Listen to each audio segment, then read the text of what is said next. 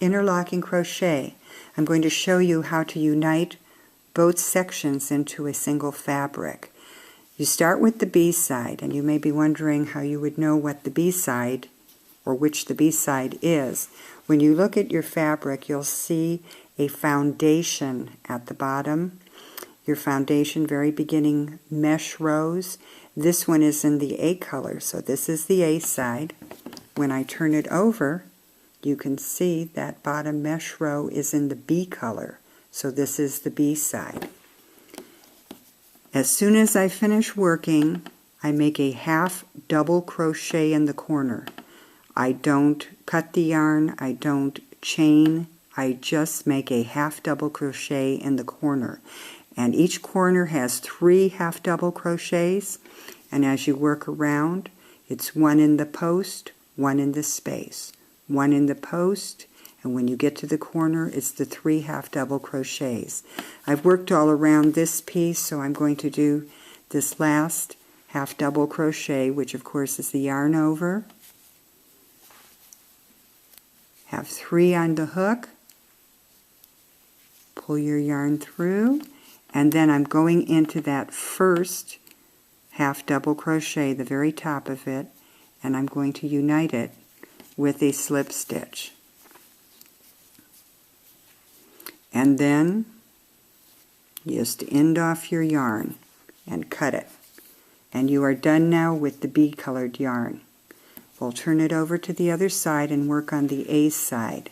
Now on the A side you do the same thing, except you're going to be doing it with a single crochet. So as soon as you finish, you will work a single crochet, no chains, just a single crochet in the corner, and we do the same. 3 corner stitches, 1 in the post and 1 in the space.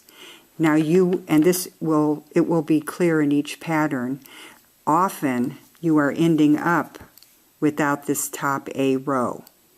Each pattern will have it differently, but it will tell you.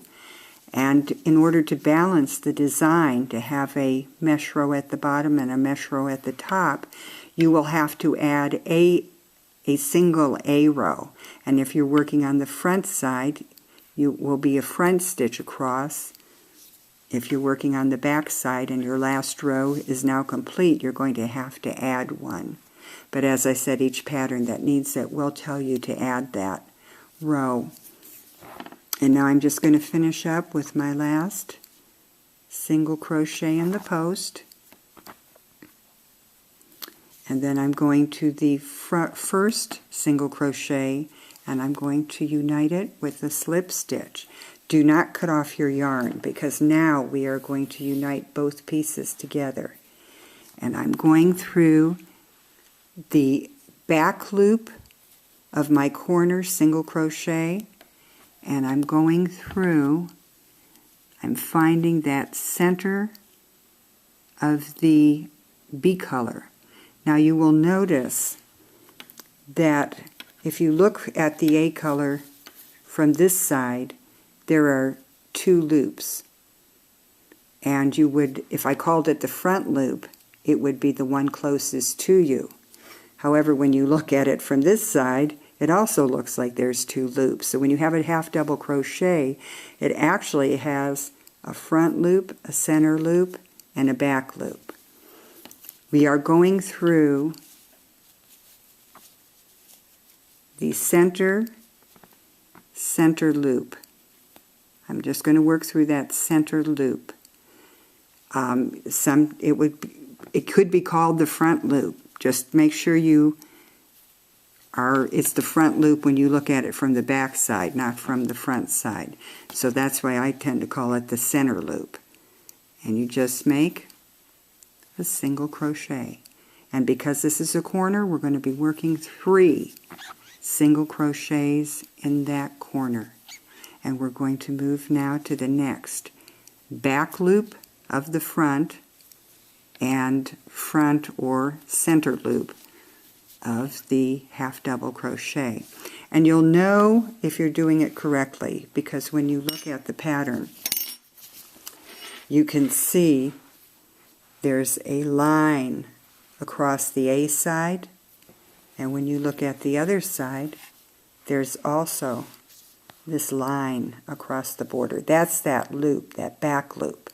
Now if you should go through the front loop here as opposed to the center loop, the only difference it would be is that you would have a two-chain loop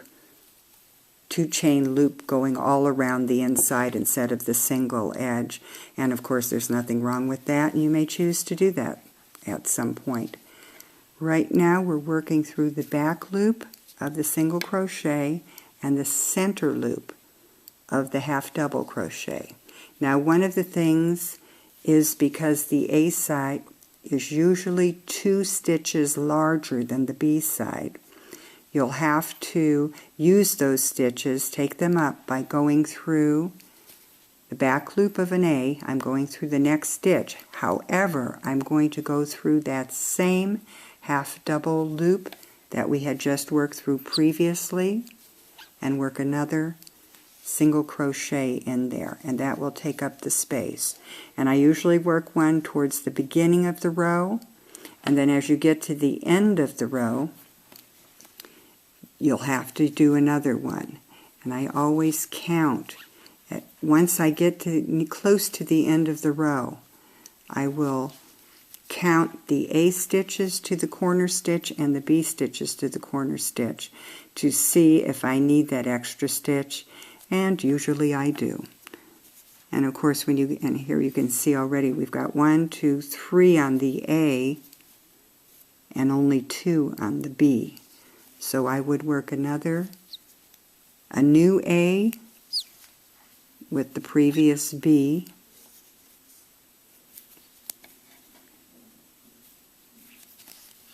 and when I get to that corner stitch, front through the center,